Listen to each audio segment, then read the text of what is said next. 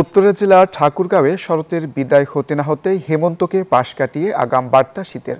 ভৌগোলিক অবস্থান ও ঋতুবৈচিত্র্যের কারণে এখনই ঠাকুরগাঁওয়ে ভোরে শীতের সঙ্গে দেখা মিলছে ঘন কুয়াশারও।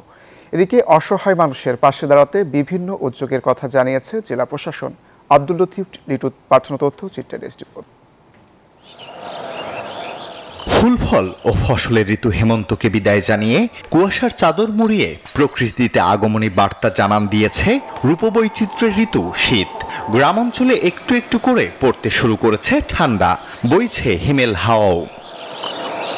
পদ্মা সেতু, মেট্রো রেল এবং এলিভেটেড এক্সপ্রেসওয়ে নির্মাণের গর্বিত অংশীদার বসুন্ধরা সিমেন্ট। হিমালয়ের কাছাকাছি হয় দেশের অন্যান্য স্থানের চেয়ে উত্তরের জেলা ঠাকুরগাঁয়ে আগে ভাগেই শীতের আগমন ঘটে। এবারও তার ব্যতিক্রম হয়নি। ভৌগোলিক অবস্থান ও ঋতুবৈচিত্র্যের কারণে এখনই ভোরের সূর্যোদয়ের মধ্য দিয়ে মিষ্টি রোদ আর সবুজ ঘাস ও ধানের শীষের ডগায় শিশির বিন্দু দেখে সকাল শুরু হয় এ জেলার মানুষের। হিমালয় থেকে ঠান্ডা বাতাস ধীরে ধীরে ঢুকতে শুরু করেছে উত্তরাঞ্চলে। কয়দিন ধরে যে শীত করছে, এই শীতের রাত করে যে প্রথম সন্ধ্যা হচ্ছে, সেই প্রথম সন্ধ্যা কিন্তু শীত কম করে, কিন্তু যেগুলা ভোর আসে সেগুলা কিন্তু শীতে কম্বল কাঁথা এগুলা ঢাকা লিবা হচ্ছে, ঠান্ডা করছে প্রচুর। ঠান্ডার প্রভাব বেড়েছে এবং প্রতিদিন হাঁটতে আসি ঘাসের মধ্যে ভেজা থাকতেছে কুয়াশা কিছুতে, এবং আগের থেকে অনেক ঠান্ডার প্রভাব বেড়েছে। শীতের আমেজ এবার অন্যান্য বছরের থেকে আগে ভাগেই চলে এসেছে। স্থানীয়রা বলছেন কয়েকদিন ধরেই জেলায় শীতের আমেজ লক্ষ্য করা গেছে।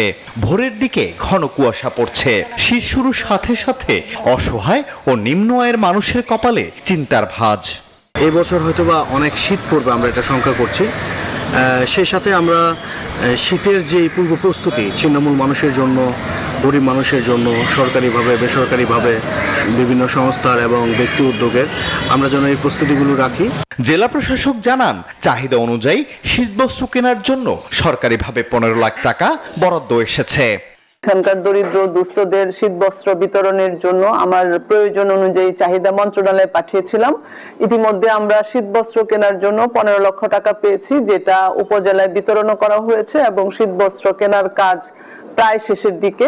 জেলায় সকাল 7টা পর্যন্ত কুয়াশায় ঢেকে থাকছে রাস্তাঘাট। সড়ক মহাসড়কে বাস ট্রাকগুলো চলাচল করছে হেডলাইট জ্বালিয়ে।